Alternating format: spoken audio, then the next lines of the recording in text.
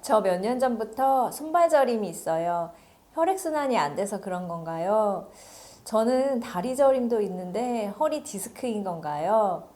다리저림은 육하 원칙에 따라서 자세히 진찰해야 합니다. 다리가 얼마나 오랫동안 저려왔고 주로 언제, 낮이나 밤 언제 저린 건지, 그리고 다리의 어떤 부분이 저린 건지, 양측인지 일측인지, 그리고 어떤 동작을 할 때에 그 다리 저림이 악화되는지, 그리고 다리에 저린 양상이 어떻게 저린지 자세히 꼼꼼히 진찰해야 그 원인을 알 수 있습니다.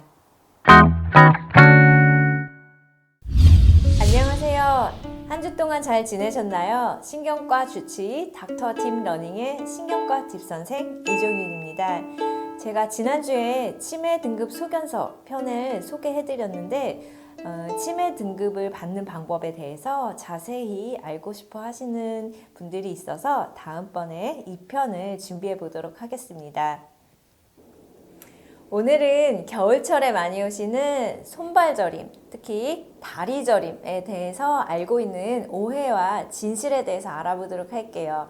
많은 분들이 진료실에 오셔서 공통적으로 하시는 말씀이 제가 다리가 저려서 이 병원 저 병원 다 다녀봤는데 가는 데마다 진단은 다르고 주사 맞고 약 먹어도 크게 좋아지지 않아요 라는 말씀을 많이 하십니다.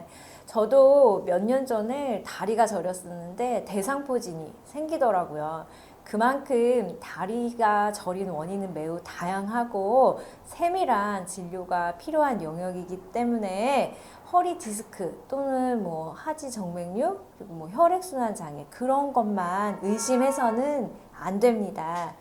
따라서 오늘은 모든 분에게 해당 사항이 있는 다리 저림의 원인 그리고 신경 근전도 검사 그리고 다리 저림의 치료에 대해서 신경과 뒷선생을 7번째 이야기와 함께 시작하겠습니다.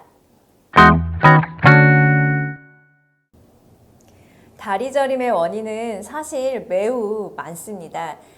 다리 저림의 원인을 크게 3가지 정도로 나누어 볼 수 있는데요. 첫째로 다리의 신경이나 근육의 문제, 두 번째로 허리의 문제로 인한 다리 저림, 세 번째로 다리 혈관의 문제로 인해 발생하는 다리 저림으로 나누어 볼 수 있습니다. 신경과에서는 주로 다리의 신경이나 근육의 문제로 인해 발생하는 다리 저림을 보고 있습니다.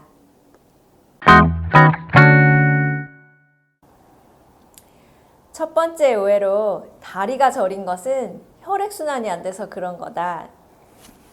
세모입니다.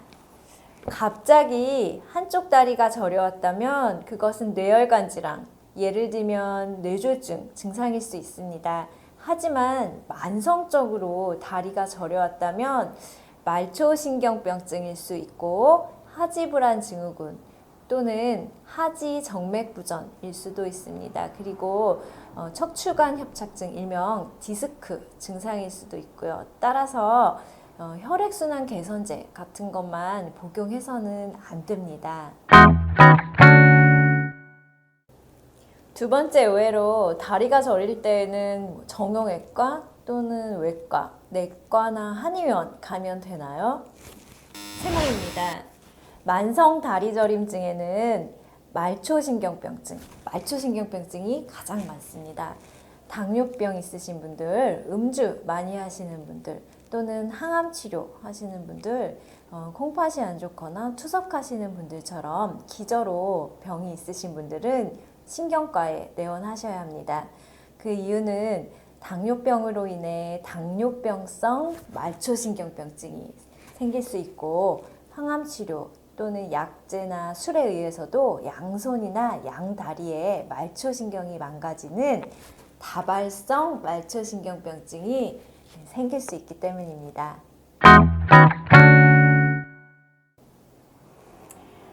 신경 근전도 검사. 자, 보실까요? 이것이 바로 신경 근전도 검사입니다. 신경과에서 하는 신경 근전도 검사는 어떤 신경에 어떤 문제가 있는지 자세히 알아보는 검사입니다. 간략히 보자면 신경근전도 검사는 신경에 하는 자극 검사와 팔다리 근육 그리고 척추 근육을 검사하는 바늘 검사로 구성되어 있습니다. 이렇게 자세한 검사를 통해 종합적인 판독을 하여 말초신경의 문제인지 허리나 목의 문제인지 그 외에 다른 신경병증인지 진단을 할 수 있는 나침반 역할을 하게 됩니다. 따라서 신경근전도 검사는 진단 가이드로 매우 중요하다고 할 수 있겠습니다. 다리저림은 원인에 따라 치료를 받는 것이 매우 중요합니다. 첫 번째로 말초신경병증일 경우 원인에 따라 신경병증 약제가 달라질 수 있습니다. 말초신경병증을 방치하면 증상이 점차 악화될 수 있습니다. 또한 하지불안 증후군 같은 것은 진단이 정확하다면 약제로 좋아질 수 있습니다. 두 번째로 뇌혈관 질환에 의한 다리저림인 경우 응급 처치를 빨리 받으셔야 하고요. 세 번째 허리 디스크 또는 하지정맥류, 하지정맥부종 같은 원인에 의해 다리가 저린 것이라면 시술이나 수술이 주된 치료 방법일 수 있습니다. 그리고 시민성 문제, 예를 들면 공황장애나 과호흡 증후군에 의해서도 다리저림 또는 손발저림이 발생할 수 있는데요. 이런 경우 적절한 약제나 처치를 통해서 증상이 좋아질 수 있습니다. 따라서 신경과 전문의의 진단 후에 정확한 치료를 받는 것이 중요하다고 할 수 있겠습니다. 이번 시간에는 누구나 한 번쯤 겪었을 다리저림에 대해서 다리저림의 원인 그리고 다리저림의 치료, 신경근전도 검사까지 알아보았습니다. 더 질문 있으시면 네이버 블로그 신경과 뒷전생에 남겨주시면 자세히 답변 드리겠습니다. 코로나로 힘들었던 한 해 모두 힘내시고 다음 시간에는 팔저림, 특히 손저림에 대해서 자세히 알아보도록 하겠습니다.